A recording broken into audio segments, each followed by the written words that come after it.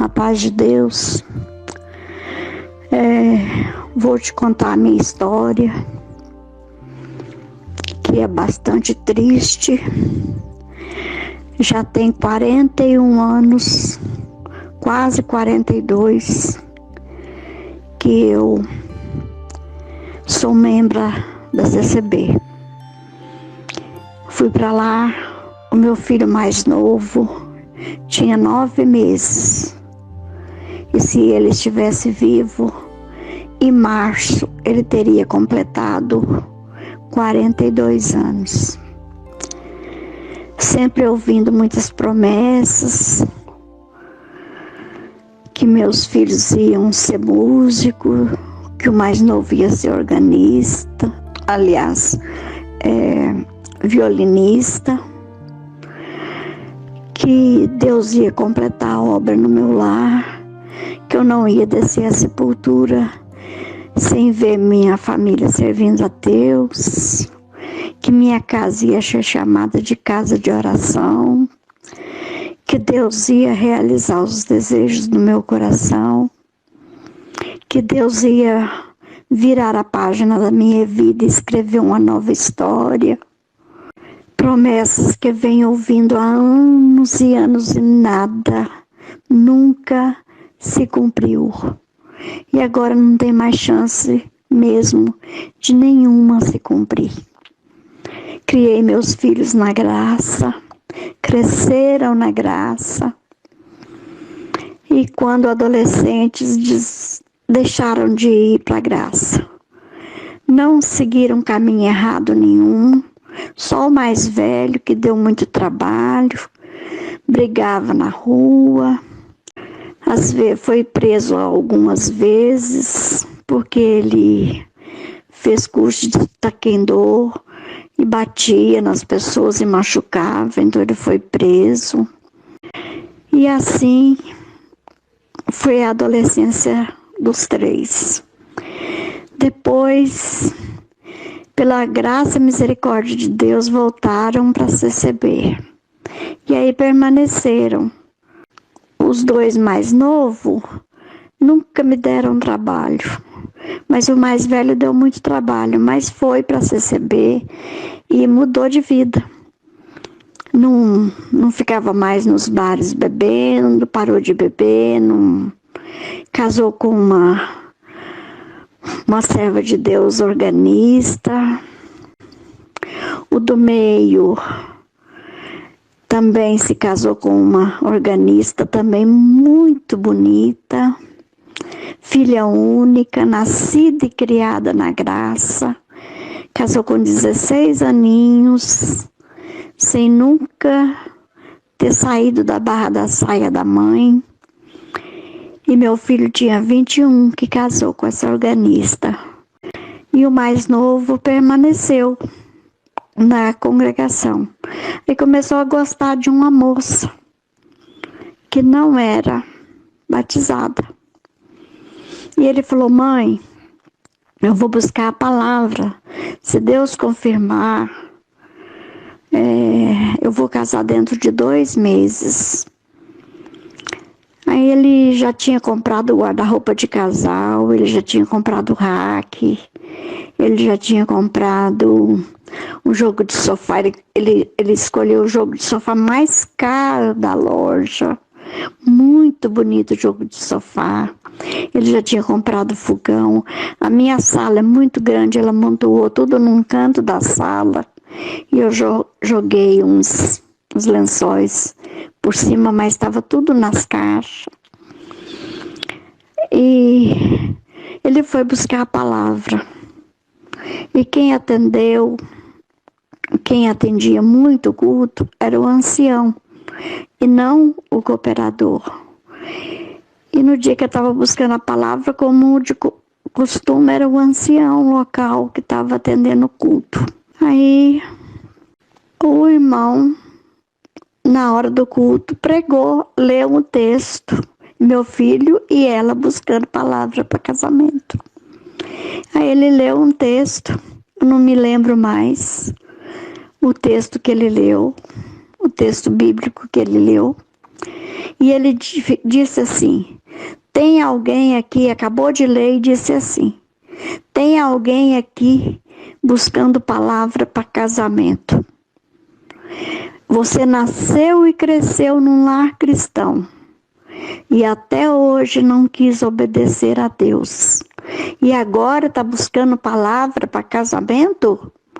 Então Deus diz, é não, não e não. E agora Deus muda a linha da palavra. E aí começou a pregar outras coisas. Eu olhei para trás, mas deu para perceber que a lágrima estava rolando no rosto do meu filho. E depois conversando com ela, com a moça, ela falou que se sentiu uma formiguinha, que se sentiu muito humilhada. Estava falando com ela, né, que ela não era batizada, meu filho já era. Aí saiu da igreja, um foi para um lado, o outro foi por outro. Ele nunca mais, era muito obediente à palavra, nunca mais se aproximou dela. Permaneceu por mais um ano na congregação e resolveu abandonar. Ficou um tempão sem congregar, mas nesse período ele não deixou de ajudar na obra da piedade. Então, era assim, ele, durante o tempo que ele esteve afastado, que ele não frequentava os cultos, ele não deixou de contribuir com a obra da piedade. Depois ele voltou, ele resolveu, mãe, vou voltar a congregar. Eu falei, isso mesmo, meu filho, volta a congregar, não fica distante de Deus, não. E na noite que ele voltou a congregar, o ancião tornou a pregar. Sabe por que você não se casou ainda, que Deus não preparou uma esposa para você ainda? Porque Deus não prepara ovelha para lobo. Meu filho não era um lobo, irmão. Era o filho mais carinhoso que eu tinha. Era o filho mais temente a Deus que eu tinha.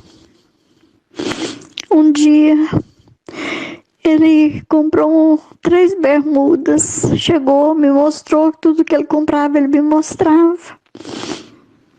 E eu falei com ele assim, meu filho, mas servo de Deus não usa bermuda. Só falei assim. Aí eu senti um cheiro de pano queimado. Olhei pela janela do meu quarto. Ele estava pondo fogo nas 3 bermudas. Queimando e queimou as 3 bermudas. Era muito temente, obediente.